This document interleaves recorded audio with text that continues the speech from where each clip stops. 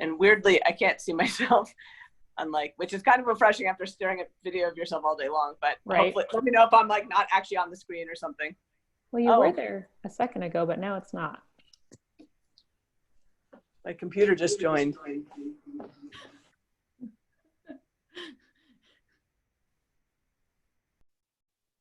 Uh-oh.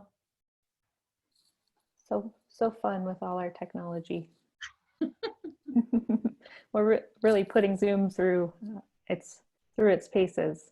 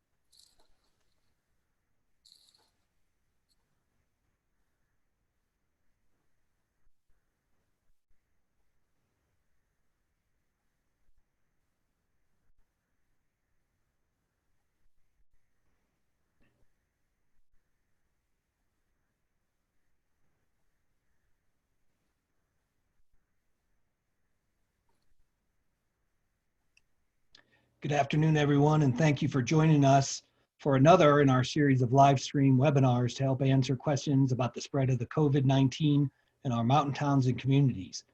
Today, we are going to look at the economic impacts of the outbreak on our mental health and psyche. My name is David Krause, and I'm the editor of the Aspen Times, and I lead a group of editors for Swift Communications, which has publications in California, Utah, and Colorado. We will be hosting this live stream for about the next 45 minutes, and we are pleased to be joined today by Dr. Matt Wong, who is a private practice clinical psychologist in South Lake Tahoe, and Deanna Rhodes, the executive director of Connect for Summit County in Utah out of Park City. We're also trying to get on the line Phebe Bell, the behavioral health director of the Nevada County Department of Health in Grass Valley, California. She's having a little bit of technical issues, so we hope she'll be able to pop on here shortly.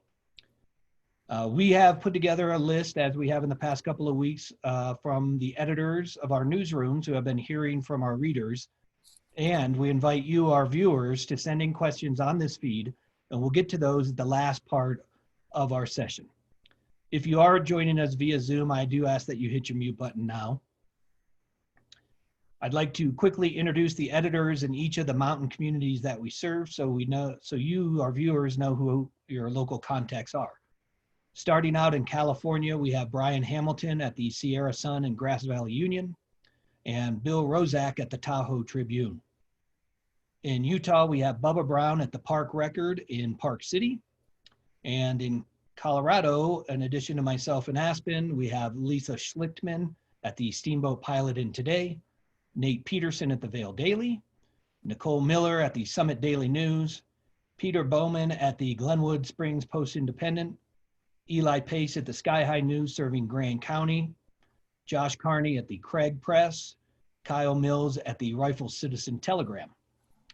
And then as well, we have some of our agricultural magazines and publications include editors Carrie Statham and Mariah Wimmer at the Tri-State Livestock News and Farm Rancher Exchange. And just so our viewers know, after this live stream, we will be posting this Q&A to all of our websites and on social media. So if you missed any of it or you want to share it with any of your friends, we'll have it on our social media sites, Facebook, as well as our homepage shortly after this. With that, I would like to turn over the conversation to Gary Agnew, who is our marketing strategist for Swift Communications.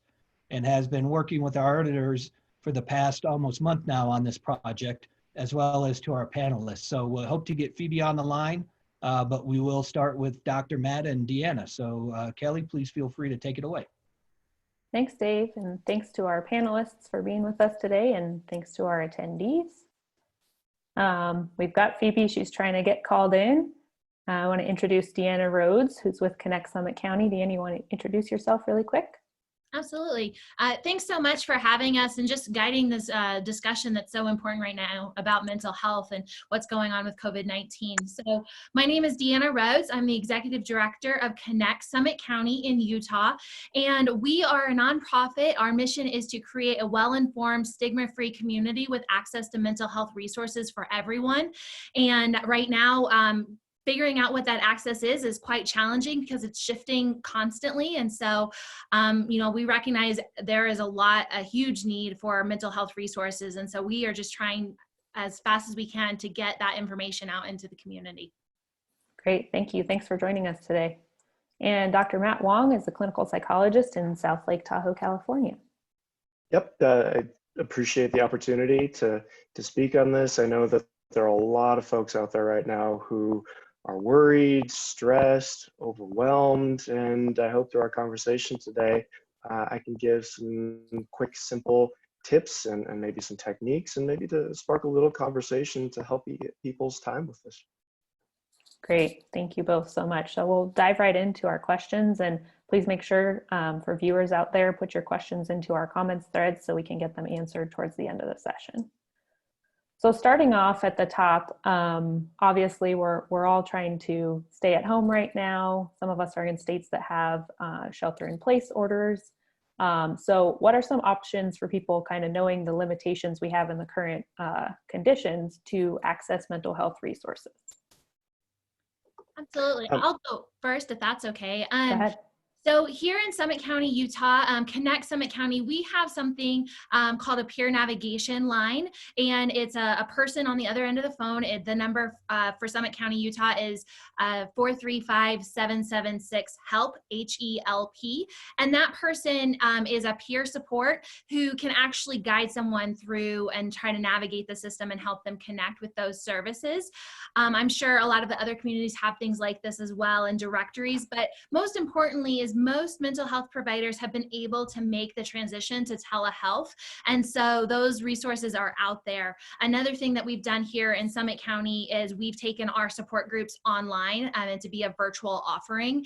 And again, I think a lot of people across the country have been able to do that pretty quickly. There's definitely some challenges and some kinks, and it's a different way of doing things, but those resources still exist because we consider those mental health resources still to be very essential.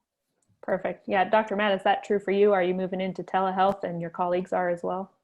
I have actually been in telehealth for a couple of years now, so the transition for me wasn't quite as drastic as for maybe some other clinicians. Most of my colleagues have transitioned as much as they could. Fortunately, the least impacted service that I provide is individual therapy and counseling. So I have been able to shift over probably about 70% of my caseload to this telehealth platform. Just to give a little bit of a plug here, I noticed that a lot of SWIFT's papers are in mountain towns. And I don't know how familiar you folks are or your readers or listeners are, but Vail Resorts actually has a pretty cool employee assistance program that allows some pretty amazing access to therapists like me.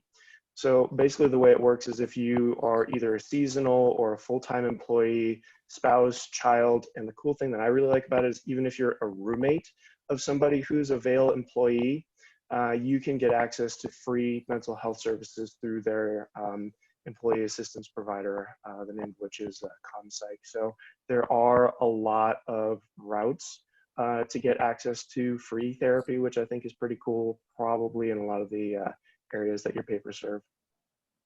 Absolutely, that's great. Yeah, that would definitely have an impact in quite a lot of our communities. Good to know.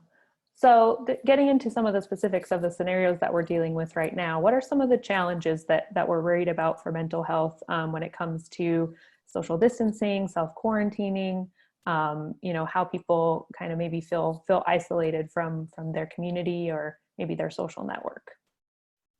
In my practice, I kind of see it going a couple of different ways. I think the common conversation that we're having is how hard it is to not be able to go out and how we feel distant from our friends. And I certainly do think that that's a huge issue and don't want to minimize it. But I think the part that we don't always talk about is that because we are forced to stay home, sometimes issues within a family are exacerbated because you are with folks who maybe you don't feel totally comfortable with. Sort of a milder version of that, I think that many folks are struggling with right now is the shift of having kids be educated at home and also trying to balance work at the same time. It's probably the top issue that I work with. And, I think that there are some huge disparities in families, and some really are able to bridge that transition, and some are having a hard time. Some kids are more adaptable to changes like that, and some just need transition time and support. And it really shifts the burden from schools, which have trained professionals and oftentimes access to mental health folks as well to help ease these issues. And the burden has sort of been shifted on to parents and families. Great point. Deanna, anything you'd add to that? Yeah, I mean, you definitely bring up some really great points. I think for us as a nonprofit and focusing on that stigma, what we notice is that, as our name implies, connect, that's what we really have focused on. And we know that connection is the opposite of addiction, right? And so being able to make these connections, we have to think about how we do them in a really different way. And so I think, people have been really creative, and that's awesome. I think the one thing we have to keep in mind when we're kind of taking care of ourselves is, check on your strong friends, right? The ones that you think maybe don't need it. Those are probably the ones we need to reach out to because they're not used to reaching out to you. And then also just for your own self, please don't be afraid to jump on a phone call, reach out to someone that you haven't talked to in a long time, and try to make those connections in a virtual manner. Absolutely. Yeah, it's helpful that we have, technology like Zoom and things like that to maybe leveraging those types of resources to make those connections. So what are some of the tactics that you would recommend? What can people do for their mental health while we're in this very unique situation? I can jump in again here. Go for it. I think that if we look at the parts of our lives that have changed the most, it's the part that provide us with meaning and structure kind of on a daily basis. Whereas people might have gone into a job every single day for, a set number of hours, and they kind of had their rhythm and routine. Transitioning into the home requires a whole different set of structures and I think supports as well. Because of that, I think one of the most important things that people can do is just keep a regular routine. If you set an alarm prior to get to work by a certain time, I think it's a great idea to keep your rhythm, your sleep rhythm intact, and to try to emulate as many parts of your day that you had before as you do now. So if it meant that, maybe you did some paperwork from this time to this time, continue to do things like that. Continue to give yourself breaks, much like you would at a job. And as much of that structure as you can incorporate in your daily tasks, I think it's wonderful. Another little tip I think that is really helpful is to have one goal for every single day. And it doesn't have to be the world's biggest goal, even if it's just, my goal today is to put my socks away, for instance. Something small like that can really help us keep going and to continue to look forward and to feel like we have a little bit of control in a situation that feels like we've lost a bunch. Those are great tips, and I like the idea that it could be just something small. It doesn't have to be a huge goal for one day, but just to keep you on track. Deanna, anything you'd want to add to those strategies? Well, and I'd like to actually build on that last piece there. I think really just for myself and for the staff and the team that I'm trying to lead is I really had to recognize that we're really here. It's a huge shift. There's a lot that we're all dealing with, whether it's children being at home or just not having the routine or the office to go to. All of that disruption is that, you know, we kind of have to focus on the essential things. And it's a little bit of a paradigm shift for someone who is typically used to getting it all done. You know, we really have to be a little bit more forgiving of ourselves, and you know, if it's putting away the socks, that has to really be the focus, and not trying to do all the things or catch up on, you know, I see a lot of social media posts that are like, oh, I'm gonna clean out the garage and I'm gonna do all of these things that I've been putting off for literally years. And I think that if that is motivating and that's interesting and that it passes the time for you, that's great and really, really healthy. But don't feel like this is the time that you have to do those projects. I think this is the time to really go within and take care of yourself. And if it's just putting away socks, that is absolutely okay. Yeah, social media probably can add to that pressure too, right? If you see other people are, you know, doing a lot of projects around the house or baking sourdough bread, you know, you feel like, oh, well, maybe I should be doing that. You know, maybe I need to have bigger goals for myself. So I think forgiveness for yourself is a great recommendation. And Kelly, that actually brings up a really good point too. We have a lot of good research emerging about social media and about tech platforms in general. And you know, the research isn't super flattering about it. And one of the recommendations I'm making to many of the people that I work with is to turn off your phone, to put it down. Don't go on Facebook. Literally just turn your phone off for a set time in your day to disconnect a little bit from some of these pressures that we might not even, you know, recognize immediately as pressures. And I think that disconnecting as much from that element as we can right now is pretty darn helpful. Great point. It's hard for us because we're in the news industry, right? And so it's like constant news all the time, and it applies for us just as much as it does for everybody else, for sure, to at least have that time where you take a break. Absolutely. Yep. And if you are taking a break, maybe that's the time to put the phone down.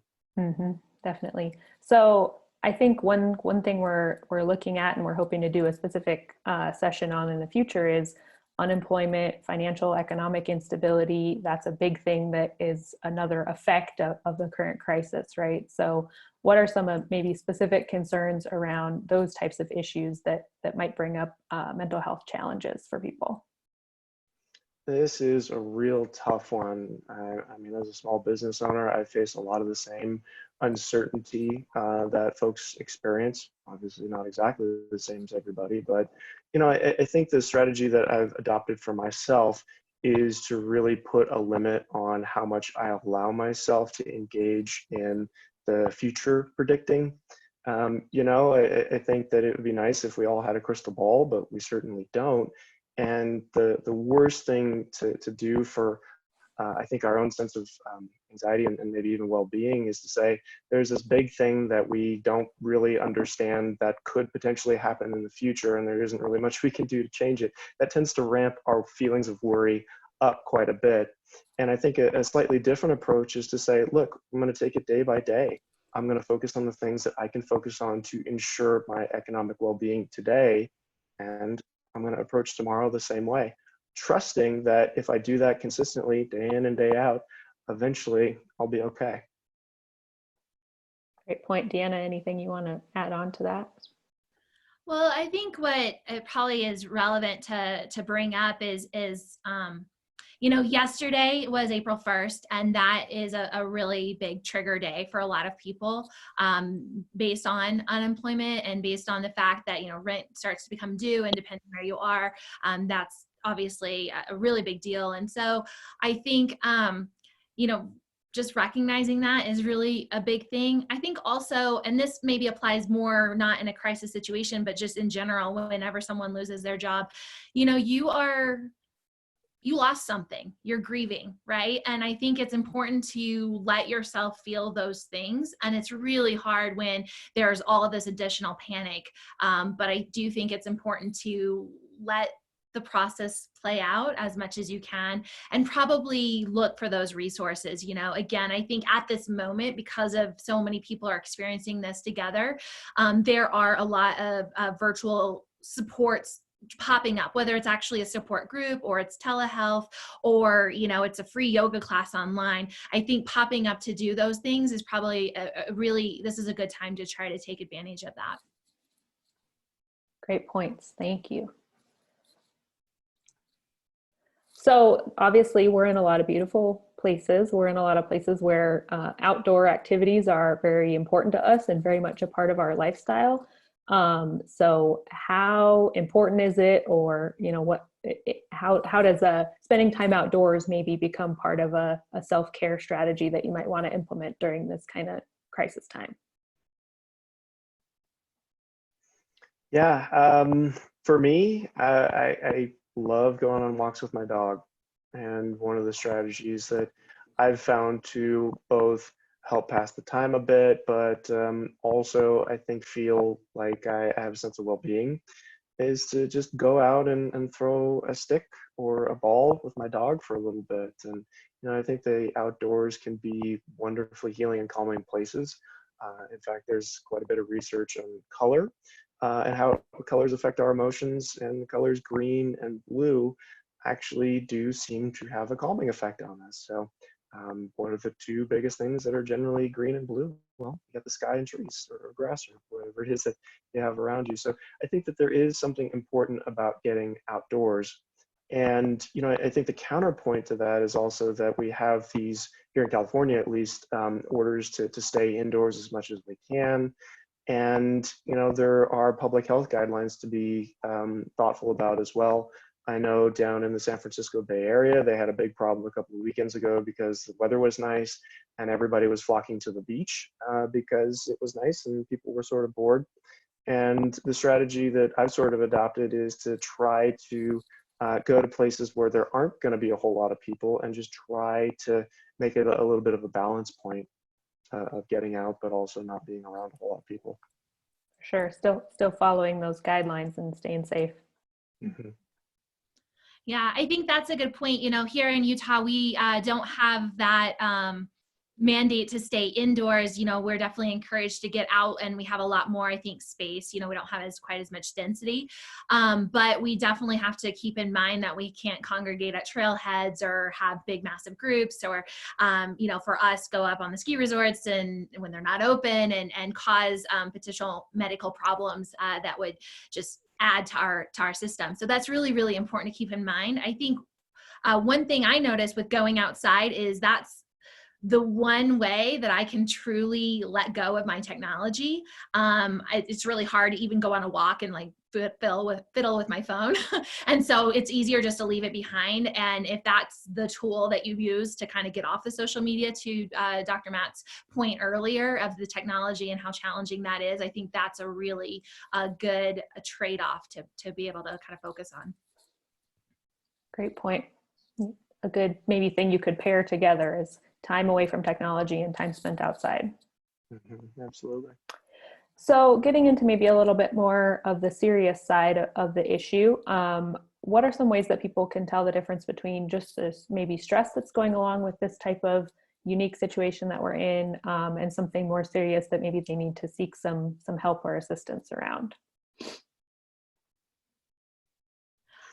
This is honestly a bit of a tough question.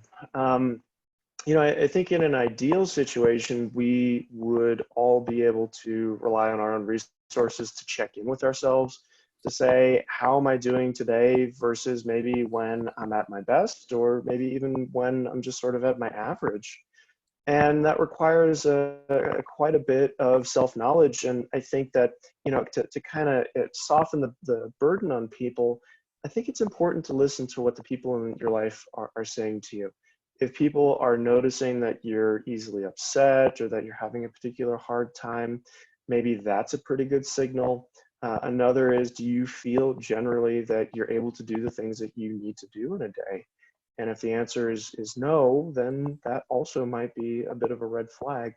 You know, we have this model in primary care of a checkup, right? You go in once or twice a year, or maybe you go to your dentist every 6 months for a checkup to make sure that everything is going well. And I think that in terms of mental health, that same kind of a concept is really helpful. You know, I get some people who come to my office who just say, you know, I just want somebody to check in with. And it doesn't end up being a whole bunch of long, laborious sessions. Maybe it's a session or two with a mental health professional just to do a check-in and sort of a check-up. I think that those are pretty good ways of addressing it as well. Phoebe, are you there? Are you working? I think so. Can you guys hear me? There we go. Yeah, we can hear you perfectly. Awesome. Oh my gosh, I'm so sorry. That was a technological meltdown. You're good. That's what happens. We've been there. You want to jump in on this question at all? Any ideas about how people can look at, standard stress versus maybe getting some additional support? Yeah, I think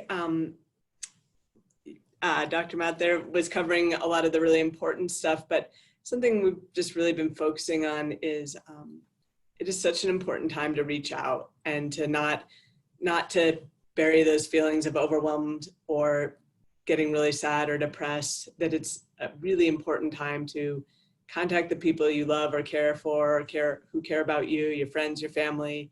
If you're not comfortable doing that, if you feel like you might scare them with how you're feeling, then reach out to one of the national numbers that are available or a local hotline. Those resources are really available to us right now, and it's the time to use them. I haven't actually investigated it too much myself, but SAMHSA has a national disaster distress hotline that we've been giving out a lot to people, because the folks answering that call are really trained to handle this kind of anxiety that happens during a disaster, and a pandemic is certainly a disaster in that sense. So just really don't take it lightly. If you really find yourself going to dark places, reach out, ask for some help. Sure, that's a great point. And maybe some people who maybe in a normal time don't notice those feelings or don't have them as much might need a little bit more of an understanding of where to find resources and how to get help.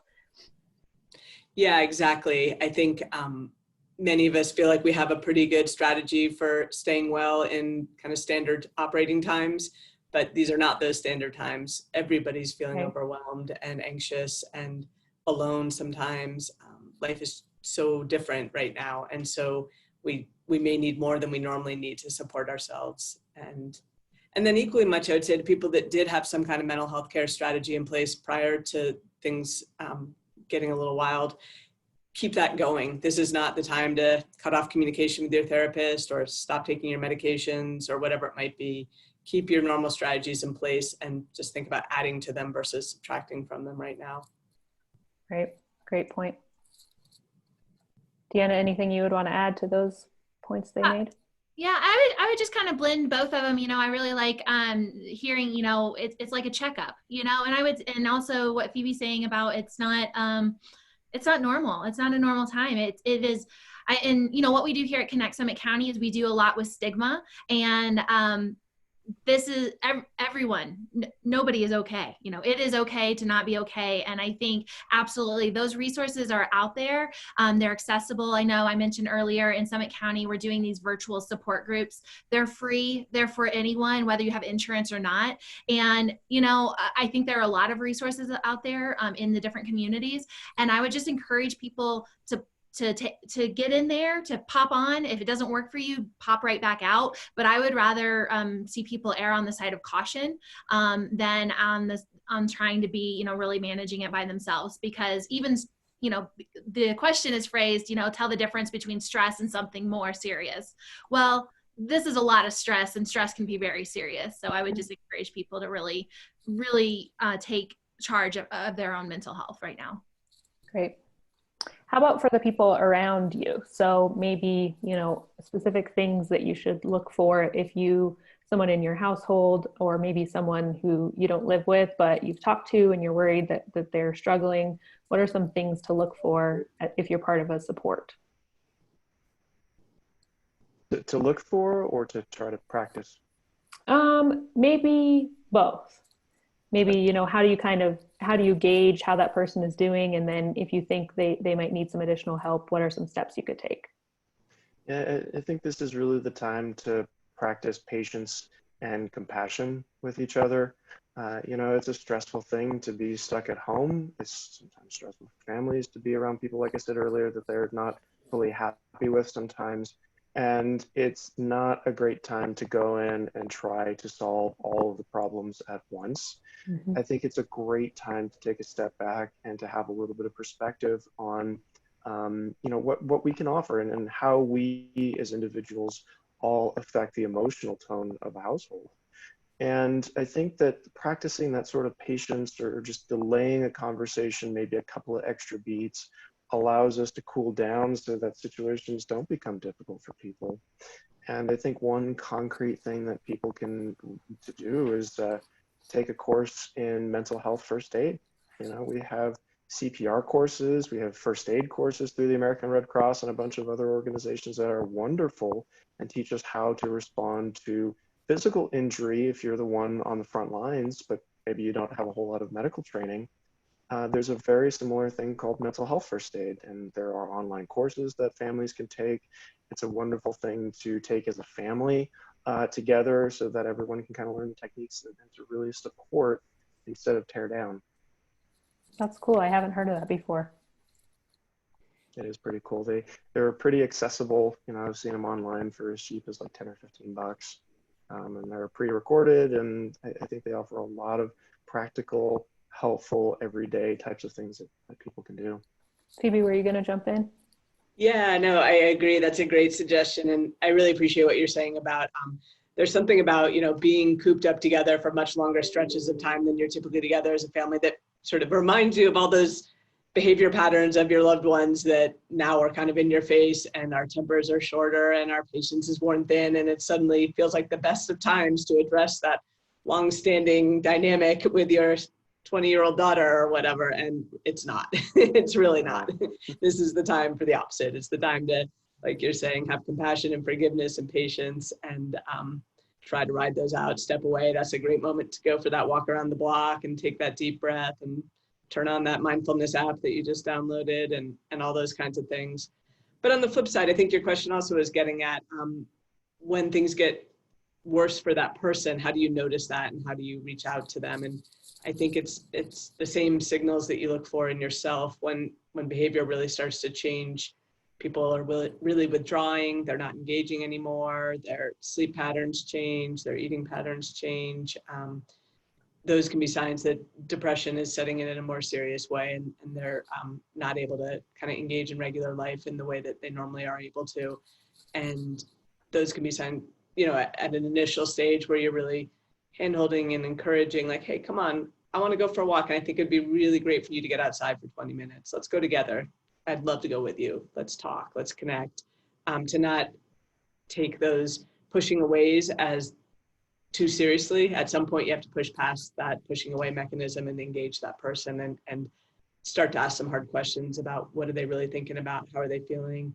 If you get worried enough, asking the hard questions like, have you thought about ending your life? Are you considering suicide right now? You really need to say those words if you're really worried about somebody. And I think that's incredibly important to say. Absolutely. Deanna, any other points you want to add to what they brought up? I think Phoebe made the point right there at the end. There's another training on that you can go through called Question, Persuade, Refer, and it's QPR, like CPR, and it's very specific about suicide and suicide prevention. And I think Phoebe said it, you have to ask the hard question, and it's really hard, even in practice, to actually ask those questions. But if you see that person in your life, you will not regret asking that question, no matter what. You will be glad you asked it. So I just encourage people to be bold.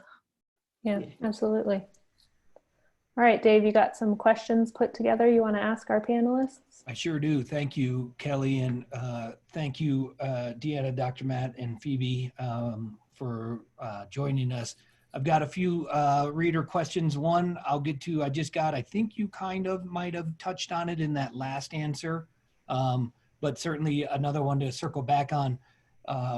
From a reader in Glenwood Springs, should we all adjust our interpersonal expectations we have of each other, our friends, our family, our coworkers, during this time, given that the normal doesn't exist for anyone right now? So maybe that idea of what the normal is and how do we come out on the other side, but what about our interpersonal expectations? I think this is going to be different for every single person. I have a neighbor who is a computer programmer. He works from home 99% of the time, and he doesn't notice any difference in his life at all right now. Versus people who are going out multiple times a week and doing get-togethers, it's going to be a bit of a bigger transition. And I think that we all need to ask ourselves, what is it that we need to thrive in our social circles? You know, if you can, obviously replace things with a phone call or something like this Zoom call. I think those are valuable tools. But I think that for many of us, it probably is going to require us to readjust our norms to come up with something, hopefully, as Deanna talks about, where we can still feel connected to each other. And I do think it is quite possible. I think that we all, again, need to be a bit patient with it and to allow people to figure it out. And to, as Phoebe was talking about, to not be afraid to reach out when you do need some support. Even if it's from a friend or a parent or whoever. Something I've been really conscious of is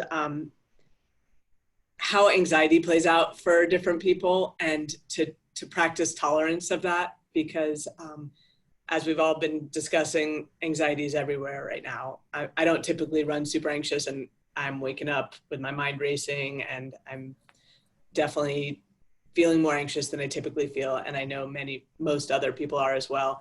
And for some people, some of my friends, that anxiety plays out on the sickness side, and they're terrified of getting sick, and they're, you know, obsessed with germs and whatnot.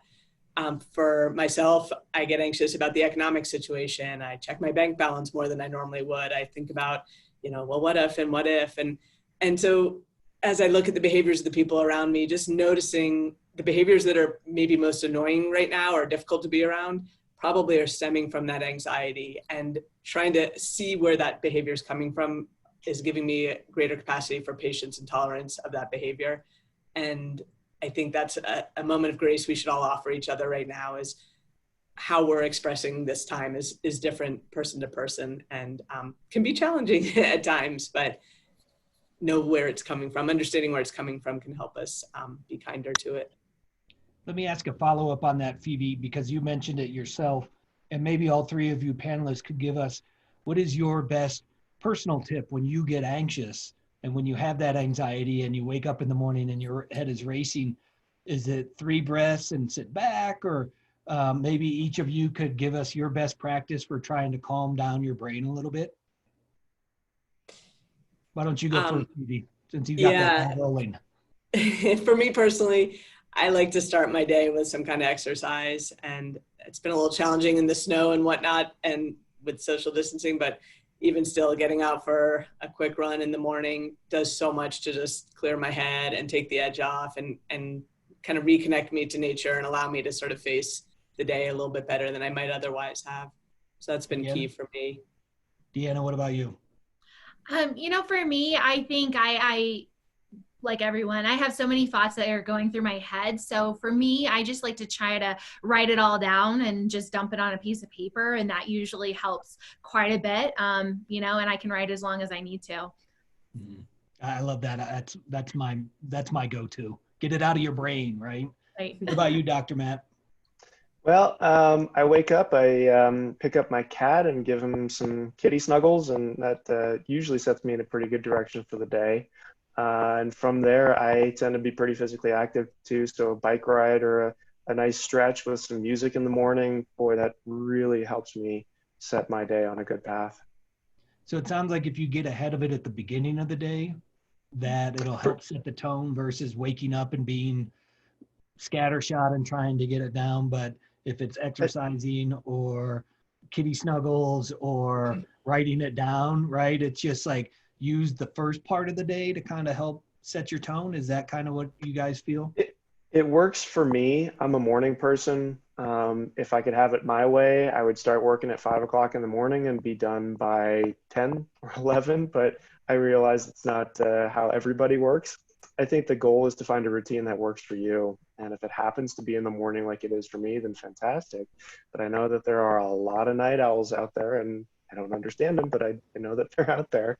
And I think that if you can incorporate some practice for yourself at some point throughout the day that's consistent and it's routine, and it brings you just kind of a simple joy and maybe even some physical activity, I think you've got a lot of the keys to success with that.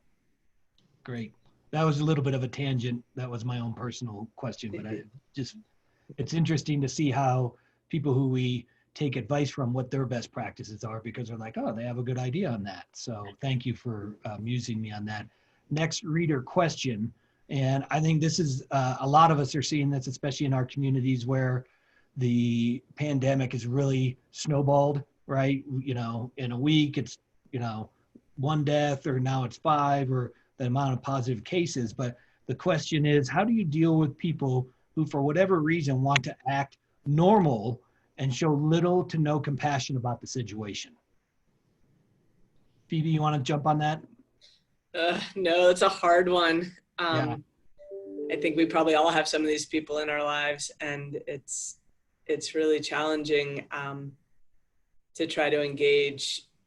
And I think a little bit it's meeting each person where they're at, like trying to understand where they're coming from with that approach. So for some people, it's fact dialogue. And so, you know, where are you getting your information? Can I share some other sources with you, like the CDC or the World Health Organization, or some more reputable sources, and try and connect that way. For some people, it's emotional. It's fear and denial and anxiety playing out in a different way. And so trying to find a different avenue in, trying to connect, make it personal at some level, like who are the loved ones in your life that you would be sad, who are vulnerable in some way, and you would certainly be sad and scared if they got sick, and how can we help keep them safe? I don't know. I don't think I have great answers on it. It's trying different strategies with different people. Matt, what's your approach to something like this when you have somebody who wants to act normal and consider it's a bigger thing than people are making, or it's not as big of a thing as people are making it out? I don't think you can make that the brunt of the conversation. I think if you lead with something that is confronting to people, their tendency is to turn you off and to ignore everything that you got to say. And I think that the only way that I've been able to find, you know, again, I'm going to go back to Deanna's point about this, about connection. If you can find a point of commonality with somebody who maybe you disagree with, you can turn something that feels incredibly frustrating into a bit of a mental challenge that can keep you engaged. Okay, maybe they're not going to see this issue the same way that you do. Is there some opening for a conversation where you can build a connection so that maybe in an hour, maybe in 2 hours, maybe 2 days from now, you can say, hey, you know, I've really been thinking about this thing. What are your thoughts about this possibility? Instead of coming at them from the perspective that they're wrong, they need to change their behaviors right away, they're endangering people, because that tends to shut down conversations. Whereas if you ask questions or just gently lead into a conversation, you have a much higher chance of success of getting them to consider a different perspective.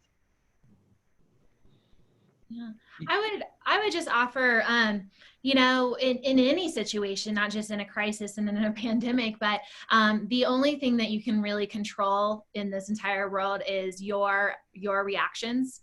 And so I think I personally, right, like I had an experience where I was very upset about the way people were acting, and I realized I can't do anything about that, you know, whatever my judgment was. And so I just had to really like actually look at that and say, oh, okay, that's how I feel. And then just turn my back on it, walk away. And this was more of a public group, so I was able to do that. But I think depending on who this person is in this environment, I think there's a point where you have to say, I can only control what I think or how I react and what I do. And I don't get to control what that person believes and thinks. Great, thank you. Maybe a couple more and we'll wrap it up. Dr. Matt, I think this is coming off of what you said toward the beginning of the session. Is there a best practice or a schedule that we should try to follow when we have our kids at home and we're still trying to get our work done and all the other stressors that come along with the disruption in our lives? But I guess more specifically, that schedule for children and how do you make all that work? Yep. I think that as best as you can emulate the classroom, the transition is just going to be that much easier. You know, one technique that a lot of teachers use is they list out the schedule on the whiteboard first thing in the morning. So the kids sit down and the teacher kind of runs over the plan throughout the day. I think that's a pretty helpful tip for parents. For parents who are dealing with kids who maybe aren't receptive or are having a hard time with the transition, what I've been recommending is that they front load their efforts in the morning. So if that means waking up 10, 15, 20 minutes earlier to connect with your kid, to play a game, to gently introduce the idea of homework or school, or maybe even to have a conversation about their feelings of this change, that tends to reduce the problematic behaviors later in the day. Because what I generally see is that kids are feeling pretty overwhelmed, and kids don't have the same vocabulary that us adults have, and they act out their feelings through their behavior. And unfortunately, that often comes at the detriment of parents' work or their ability to focus on something without a kid crying or screaming or coming and annoying them. So my strongest recommendation is to front load it and to spend some time in the morning bonding, connecting, talking about feelings, talking about the structure of the day, and also pairing it with a couple of visual reminders. And also realizing that the transitions throughout the day are going to be real important to do very similar things. So maybe a kid is going to have lunchtime. That's a great opportunity to take your lunch to and connect if you aren't already. And then to talk again about the plan for the afternoon. Great. Last one, maybe Phoebe and Deanna, if you guys have some thoughts on this, kind of in the same vein, people with all of us now working from home, people who are working, and this is kind of a longer question, so I'm going to try to get it pared down, but I have a boss who seems to have disassociation disorder, is that what it's called? Giving me tasks to do that aren't really achievable given this situation that we're in. So what is, it's raising this person's frustration level. Then I get reprimanded for not completing the task. This has been extremely frustrating, of course, for me. What's my best course of action in having a conversation with either my boss or my coworkers about the situation we're in and expectations? I'll take a stab at that first. As someone who has a team who earlier this morning had a team call and kind of talked through this a little bit is, if you're managing up, right, like how else would you normally manage a situation like this? And normally I think what you would say is, I have these 3 priorities. These are the things I think I'm supposed to do today. What do you think I should be doing instead? And then I just acknowledge, like, I have X time to do this, or whatever that looks like, but I have this is what I can do. And, if you want me to do that other thing, then what would you recommend I take off my plate? I think it's a very similar type of situation. And I think trying to be open and honest, I would also say, just from somebody who's trying to manage other people and not be that, but yet sometimes probably makes mistakes, is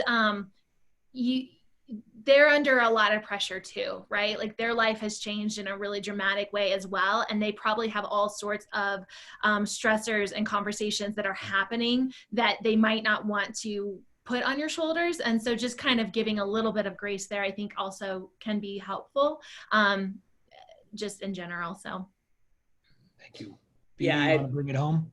I don't know about that, but to piggyback on that a tiny bit, I think it's also remaining conscious of your own lack of patience and likelihood of being shorter tempered than you might normally be and less tolerant than you might normally be. So your boss asking you to do 7 different things at the same time on a normal day, you might be able to be like, laugh it off, or yeah, I'll handle that later. And today it might feel like, that's the straw that broke the camel's back. And so acknowledging to yourself that your capacity to handle stress at work on top of all the other stress might be less than it normally is. And so checking in with yourself before you even start that dialogue to say, is this really more about me or more about the situation? And the part that's about me, I need to own and take care of before I approach that conversation. And then calmly, hopefully, be able to do some of the things that Deanna was suggesting around how to communicate clearly and calmly what your concerns are. Right. Yeah, it is a stressful time, at all of our properties and newspapers. We're all working remotely and Zooming, and to the point you had earlier, you can get frustrated even trying to get on Zoom sometimes, right? Totally. It's just like kind of bringing it back down. But I think we're gonna go ahead and end it on that note. Gosh, we've talked and we could keep going on, but I really want to thank everyone for joining us, both on our live stream and here in the session. I want to thank Dr. Matt and Phoebe and Deanna for taking the time out of their busy day to help us understand this and how we can really stay mentally sharp and connect with our friends and families and keep those relationships strong. Also, you saw Kelly had earlier the national numbers, but we really strongly ask and encourage you to reach out to your local agencies and nonprofits that serve your areas.